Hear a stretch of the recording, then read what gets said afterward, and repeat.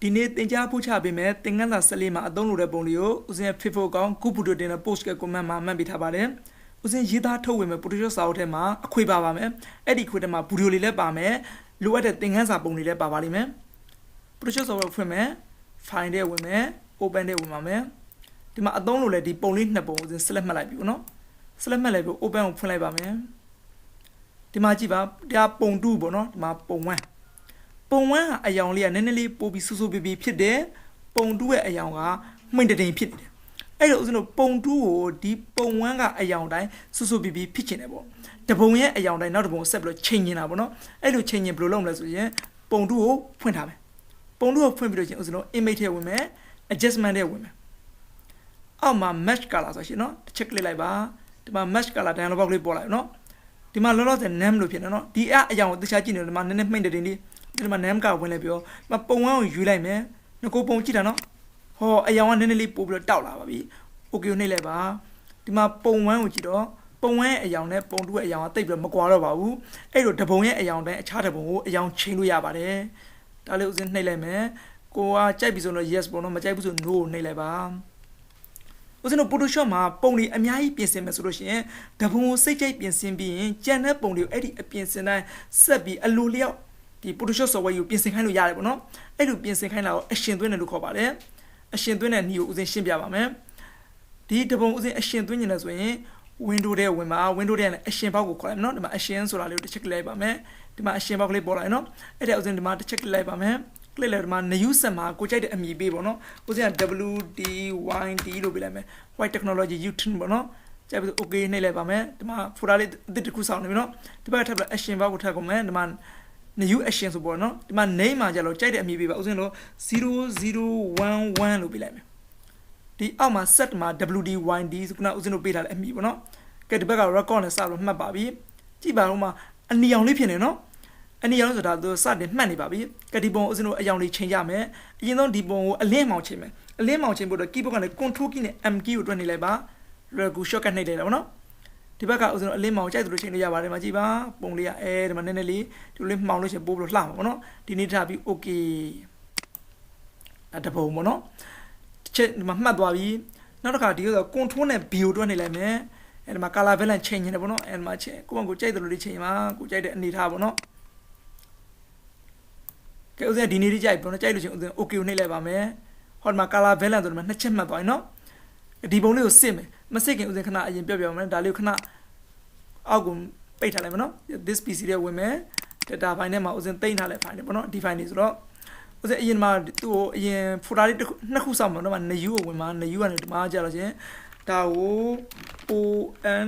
OLDO ဆိုစောင့်လိုက်မယ်နော်ဒါကိုပေးချင်တဲ့အမည်ပေးလို့ရပါလို့ဦးစင်းလောလောကူပေးချင်တာပေးတာ new ကနေပြီးဦးစင်းဒီမှာ folder အသစ်စောင့်မယ် folder ဒီမှာကြာလို့ရှင် NEW new လို့ရတယ်နော်ဒါဆိုရင် O နဲ့ new ပေါ့နော်ဟုတ်ပြီဒီတရားဦးဇင်းတို့ဒီပုံကျန်လဲ၄ပုံပေါ့နော်ဒီတပုံကလက်ရှိပြင်းနေစေမလို့ဒီတပုံချန်လိုက်နော်ဒီကျန်လဲ၄ပုံကိုဦးဇင်း control X နဲ့ဒါအကုန်လုံးကပ်ပြူလိုက်မယ်နော် O ထဲမှာ control V ဆိုအကုန်လုံး paste လုပ်လိုက်ပြီနော်ဟုတ်ပြီဒီမှာပြန်သွားကြည့်မယ်နော်အဲ့ဒါမှတပုံမဲ့ကျန်တော့တယ်ရပါပြီဒါကိုပိတ်လိုက်တော့မယ် Photoshop software ပြန်ဖွင့်မယ်ကဲဒီပုံကအခုနှစ်ချက်ပြီးသွားပြီနော်ဒီကအဖြူမဲ့ဒီအလင်းမောင်ချိန်လာရဲ့နောက်က color balance သွင်းလာရဲ့နော်ကဲဒီပုံထပ်စစ်မယ် file ထဲဝင်မယ် file ထဲကနေပြီးတော့ဦးဇင်းတို့ sit အထက်ထပ်လုပ်ဝင်မယ် sit အထက်မှာဦးဇင်းတို့ဒီဘက် new ထဲမှာသွားစစ်မယ်နော် new ကိုတစ်ဘက် click နှိပ်လိုက်မယ်ဒီမှာ new ထဲမှာ file name လို့ဦးဇင်းမပြောင်းလို့အောက်က file type ကိုဘာဖောင်ပြောင်းမလဲပေါ့နော် format ကိုဦးဇင်းတို့လည်းဒီတိုင်းပဲ JPEG ပဲထားလိုက်ပါမယ်ကဲ save လိုက်ပြီ okay နှိပ်လိုက်မယ်နော်အော်ဒီမှာဒါဆိုဒီမှာကြည့်ပါ save ဆိုပြီးနောက်တစ်ချက်တိုးသွားပြီနော်ဒါဦးဇင်းတို့ဒီဟာကိုဦးဇင်းတို့မှတ်လိုက်ပါလို့မယ်ဒီဘက်က save ကို check လိုက်လိုက်ပါဒါဆိုရင်ဒီဟာအကုန်လုံးမှတ်ပြီးသွားပြီနော်ဒါခဏဟိုတွားကြည့်လိုက်မယ်နော် file ထဲမှာဒီမှာ new ထဲမှာဒီမှာတပုံရလာပြီနော်ဒါ O ထဲမှာဒါငကိုပုံလေးပေါ့နော်ထားပါဒါကိုပြန်ပိတ်လိုက်တော့မယ်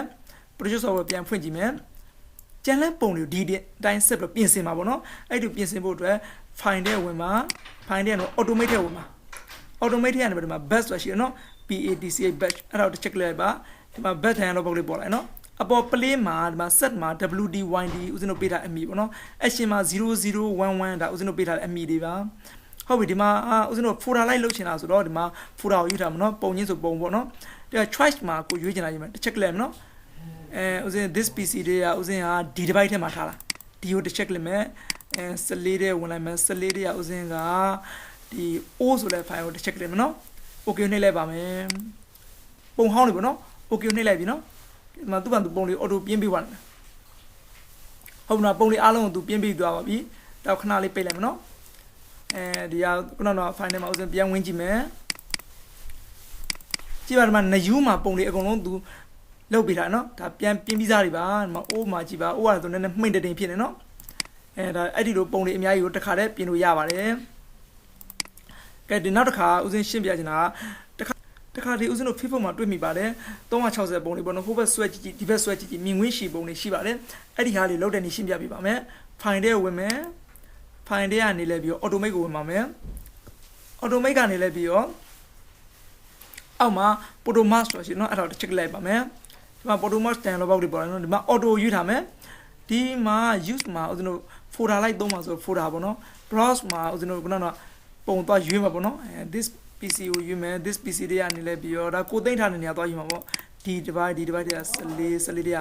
ဦးဇင်းကဒီ new ဟို check လိုက်နော်ဒါဦးဇင်း new ပုံသစ်တွေပေါ့နော်အဲ့ပုံသစ်တွေ okay နှိပ်လိုက်ပါမယ်ဒါပုံသစ်တွေအကုန်ရောက်ကုန်ပြီနော်အကုန်ရောက်ပြီဆိုလို့ရှိရင်ဒီမှာ okay နှိပ်လိုက်ပါခဏဆောင်နေလိုက်ပါ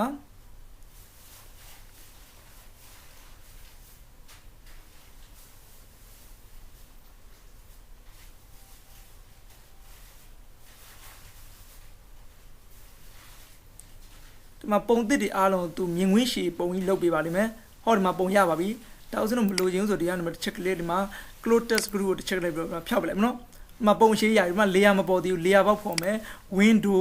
ကနေလဲပြီးတော့ layer ကို check လိုက်ပါမယ်ဟောဒီမှာ layer တွေပေါ့နော်ဒီမှာဒီပုံတွေအားလုံးဒီမှာရောက်နေပါပြီဒါဥစဉ်တော့ဒါဆိုရင်ဒီတိုင်းကနေဘက်မှာပိုးနေနော်ပိုးနေတဲ့အသားလေးဥစဉ်ဖြတ်ပါမယ်ဒီဘက် cropping tool ကို check လိုက်မယ် cropping tool ကနေပြီးတော့ဥစဉ်တော့ဒီမှာလိုတဲ့ပိုင်းကိုဒီမှာလိုသလောက်ဆွဲလိုက်ပေါ့နော်ကြိုက်ပြီဆိုလို့ရှိရင် enter ခေါက်လိုက်ပါဒါ cropping tool နဲ့ဒါအကုန်လုံးဖြတ်ပြီးပါပြီနော်ဟုတ်ပြီဒီအပေါ်မှာဥစဉ်တို့ဒီမှာနောက်ခံလေးကလိုးနေတယ်နော်ဒီနောက်ခံလေးကနည်းနည်းလိုးနေဒီမှာဆိုတော့နည်းနည်းလိုးတယ်ဒီမှာ cropping tool နဲ့ထပ်ဖြတ်လိုက်အောင်နော်ဒီမှာ enter ခေါက်လိုက်နောက်ခံလေးကိုဥစဉ်တို့တိမ်တိုက်ကလေးထပ်ထည့်မယ်ပေါ့နော်အရင်ဥစဉ်တို့ new layer ကိုချက်ခေါက်လိုက်မယ်နော်ဒီမှာ layer တစ်ကလေးတစ်ချက်ရောက်လိုက်ပေါ့နော်အဲ့ဒီအချိန်မှာဒီဘက်ကနေလဲပြီးတော့ဥစဉ်တို့ဒီမှာ gradient 2ကိုယူထားဒီဘက်ကဟာကိုဦးဇင်းတို့ဒီမှာ foreground background အရောင်ပြောင်းမယ် foreground ကိုဘာရောင်ပြောင်းမလဲဆိုရင်ဒီအပေါ်အရင်ရောင်လေးယူရင်ကျ foreground ဒီမှာအရင်ရောင်တစ်ချက်ထားမယ် okay ပေးလိုက်မယ်နော်ဒီ background ကိုလည်းအရောင်ပြောင်းမယ် background ကိုဒီအောက်ကအရောင်လေးပေါ့နော်တစ်ချက်လိုက်မယ် okay foreground ကအရောင်ရင် background ကအရောင်ပြော့နော်ဟုတ်ဒီဘက်က gradient ကိုဦးဇင်းတို့ရွေးပြီးသားဒီဘက်မှာလည်းဦးဇင်းတို့ဒီမှာကြည့်ပါ gradient မှာဒီမှာဦးဇင်းတို့ကလောက်ထားတဲ့ဟာလေးအပေါ်ကအရောင်ရင်အောက်ကအရောင်ပြော့နော်ဒီဘက်ကဦးဇင်းနောက်ခံပုံကိုဦးဇင်းတို့ထည့်မှာပေါ့နော်နောက်ခံပုံထည့်မှာဆိုတော့ကိုအရင်ပြောကြဒီနောက်ခံပုံကိုကဘယ်လောက်ထိပဲထည့်ချင်တာလဲထည့်ချင်တာကိုအရင် select မှတ်လိုက်ပေါ့နော်မမှတ်ဖက်ထားလိုက်ထည့်ရရပါတယ်ဦးဇင်း select မှတ်ပြီးထည့်လိုက်မယ်နော်အရင် select မှတ်လိုက်ပြီးဒီလောက်ကလေးပဲဦးဇင်းထည့်ချင်တာပေါ့နော် select လေးကိုရွှေ့ပေါ့ကဲခုနကတော့ဦးဇင်းတို့ဟို gradient ကိုပြန်ယူမယ် gradient ကိုယူနော်ရွေးပြီးတော့ဒီအပေါ်ကနေပေါ့ဦးဇင်းတို့မြင်းလေးတစ်ချောင်းဆွဲလိုက်ဟောနောက်ခံမှာအရောင်ဝင်သွားပြီနော်close တဲ့နောက်ခံပုံကအရောင်ရှေ့ကိုရောက်နေတော့ control D ဆို select ကိုဖြောက်လိုက်ဒါဒီဘက် layer ကိုဦးဇင်းတို့ဆွဲလိုက်ရပါတယ်အပေါ်က layer အောက်ကိုလည်းပြန်ဆွဲလိုက်ဒီမှာကြည့်ပါနောက်ခံအရောင်နဲ့ဒီအပေါ်ကငကိုပုံအရောင်နဲ့ကတသားတည်းမကြသေးဘူးเนาะအဲ့တော့ဒီ layer နှစ်ခုကိုတသားတည်းကြတယ်တသားတည်းကြဒီဘက်က layer တွေအကုန်လုံး select မှတ်လိုက်ပါတပုံအစား check လိုက်မယ် shift ကိုနှိပ်မယ်အောက်ဆုံးနောက်ဆုံး layer ကို check လိုက်မယ်ဒါအကုန် select ဝင်ပါမယ်เนาะ select ဝင်ပါခြင်း edit ထဲဝင်မယ်edit ထဲကနေလဲပြီးတော့ဒီမှာ auto balance layer ဆိုရှင်เนาะအဲ့ဒါကို check လိုက်ပါဒီမှာ auto balance layer เนาะဒါမှ okay နှိပ်လိုက်ပါခဏဆောင်လိုက်เนาะဟောဒီမှာကြည့်ပါ layer တွေကသူ့ဘာသူ auto ပေါင်းသွားတယ်ဒီမှာတသားတည်းကျသွားပါပြီဒီတိုင်းဥစဉ်လို့ဒီပုံတွေအားလုံးတခါတည်းတစ်ပေါင်းနဲ့လုပ်ပြန်เนาะဒီပေါင်းနဲ့ key လောလောကူပဲ keyboard ကနေ control နဲ့ e ကိုတွက်နှိပ်လိုက်ပါမယ်ဒါ layer တွေအကုန်လုံးပေါင်းသွားပါပြီဒါဆိုရင်ဥစဉ်တို့မြင်ကွင်းရှည်ပုံလေးရပါပြီဒီနေ့သင်ခန်းစာကိုတော့ဒီမှာပဲနားလိုက်ပါမယ်နောက်နေ့ကျမှသင်ခန်းစာအသစ်ကိုဆက်လက်တင်ပြပေးပါမယ်